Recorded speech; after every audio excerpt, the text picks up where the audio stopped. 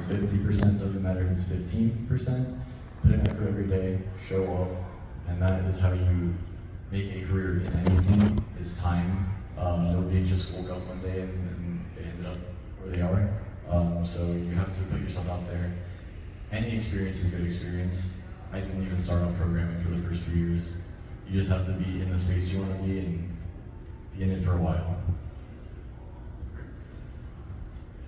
I'd say, this is such a generic answer, but if you're gonna do something, do it. Like, tell yourself you're gonna give yourself a plan, give yourself what that plan is, and then execute. This space of creators and creation is such a self-fulfilling role, and you can either excel in it because you're so motivated, or you can fall into a black hole because you're like, oh, I want to do this, you start piling up. Like, if you're gonna do it, set a plan and start doing it. Even if it's not like perfect, even if it's not anything that you planned it to be, do it, learn from it, and then move on. We have another senior producer in the company that told me this once, and I think it's super, super vital and important. If you think you're gonna fail, fail fast, so you can start over and then do it again. So, it's okay to fail. That's great advice. So I think we have a little bit of time left. If there's any questions, we can kind of bring the mic out to people and try to answer.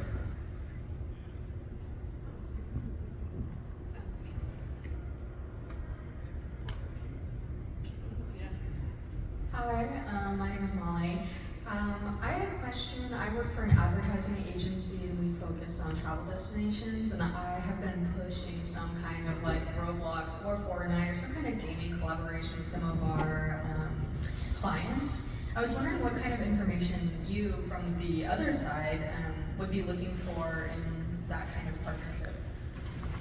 So you mean like, just to clarify, so you convince the client they should do this, right? And then they need to be able to tell a developer what they want to do, succinctly.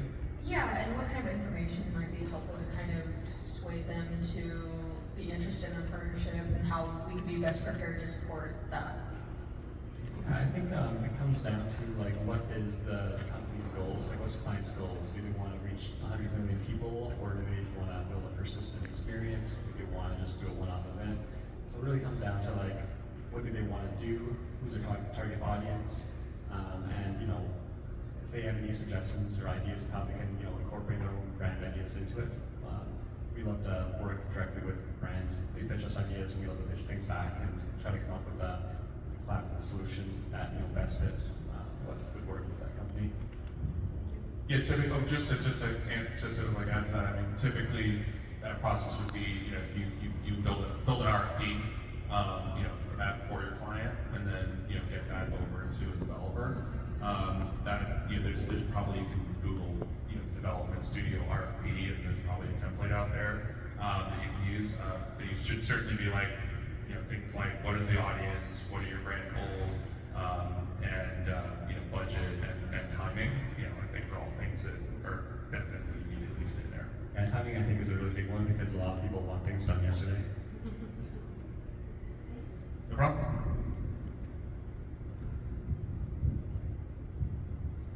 Thank you for your time today. I had a quick question about, I develop games in Unity, but I've been interested in the Roblox space. Do you have any tips or roadmap ways for people to transition from Unity, Unreal into Roblox, or should we just stay where we are? Or yeah. Well, there is definitely no full roadmap that you can go to. You don't have to 60, 90 day place where you gotta be. Definitely just it's something you have to experiment with, play around with the tool. From personal experience, trying to dabble into Unity and Unreal myself, Roblox Studio is very similar, a lot more simplified, so you should not have problems and probably issues starting off. You just might need to learn Lua if you are specifically a programmer. Yeah, so there's a lot of great resources out there. Yeah, I wouldn't say should. There's no should or shouldn't. To their point, if Roblox has the community and has the right tool set for the thing you want to see out in the world, then you should do it, right? I think there is. These guys have talked a little bit about imposter syndrome and very are we legitimate developers because we're not on these other platforms, we're not using these tools, and that's just absolutely not true. I know because because AAA companies come to me and ask me about how they can get on Roblox, right? So it's basically just, you know, again, what do you want to achieve, right? To the other person's question, you know, if that's where your audience is and it fits with the community, then go there, you know, make something. And I think another valid thing to consider with Roblox is they pay for your server hosting. You have a built-in community ad system built in. It's not the best for every single game scenario, but if you want to make something that fits onto the platform, it makes sense as a sort of quick session-based game that people can spend some time in. Yeah, it could definitely work on Roblox. And Roblox games, they don't even need progression. There's a lot of games that are just sort of like just playing with dolls online. So yeah. Yeah, I guess I also just want to add on to like with a lot of AAAs that have come over that I've worked with and stuff, they adapt actually relatively quick to Roblox Studio. Like it maybe a hard couple days, but after a little bit, they're just as fast as me after that now. Cool. Any other questions? This guy's in trouble. Don't give him that. Let me get ready here. Well, I'm Mordecai, and that's my name. And I do a little bit of Roblox. I do develop a little bit. I have some coding lessons. And I don't have a team or anything. So, is there any tips? 'Cause I know you've probably been there at some point, being a very small developer. And is there anything So it's like a solo developer. What should you do to start? Like what are good things to do to get going? yeah. I mean, take it slow. That's the biggest thing. Is I at one point I tried to jump in and like make the biggest game ever. It's gonna be Zombies Universe. It's gonna have 100 maps and 1 million guns and 10,000 vehicles. But I quickly found out that I wasn't capable of doing that myself. I like to because I'm not a programmer now still, but I like to still make my own showcases, and I like to, because on Roblox it doesn't need to have a fully programmed game to make it a fun experience. Like I like to just build a nice little map, and then there's lots of tools and resources within Roblox for like the toolbox. You can get free scripts, free items to use in your game. So I know there's a lot of people that have actually built pretty much fully developed games just from using the toolbox and kind of learning how to piece things together without any real experience of how to code or even how to build. It's just putting it all together, making it fun basically. Yeah, I'd say a lot of really amazing developers started off solo, and the beauty of Roblox is you have a really strong community that wants to support that. So if you go on the forums, if you go on, like copyright-free assets, you can use those to kind of play around in your development. And you already started learning and coding and developing, so I mean, between you and I, you're already ahead of me, so but you have a lot of good opportunities and a lot of, you just need to go on Google, look it up, and be like, where can I get these kind of assets? What do I need? If you want some tangible advice, make a list. Like really understand what it is you want to put into your development and what you want. And you'll physically see, because I'm also a visual person, you'll physically see like, I need this, and then you can kind of objectively figure out where you want to go. So great start already though, so good for you. I should probably learn, honestly.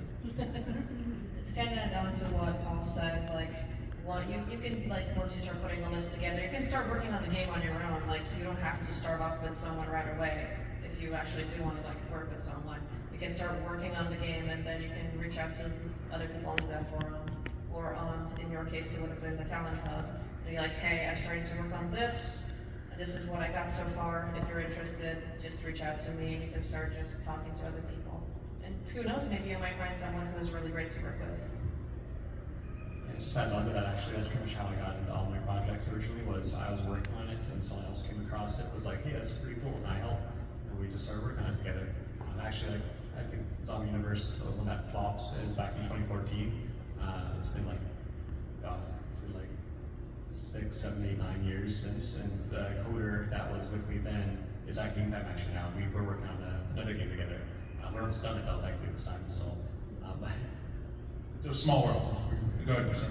Yeah, I wanted to basically sort of sing the same tune that Taylor just said. So, being solo is awesome, and it's definitely a viable thing. You can be a solo developer for sure, but I think a very useful piece of advice is just find one friend that does something that you don't do, and just team up, and you can try to make games together. You don't even have to do it at first. You can just, like for example, I was a coder. I would just spend a lot of time programming and not really building anything, just making like scripting showcases, and eventually you can find someone to team up with. Because as a programmer, I'm not very creative. I can't build maps or anything. You can definitely release a game by yourself. I wouldn't discourage it, but I think you're limiting yourself slightly if you're just going 100% solo. Or nothing else, just to find someone to bounce the audience, right? Like you Oh, yeah. kind of collaborate. Or even just a friend to test your game and be like, hey, can I have another second set of eyes on this? Any other questions?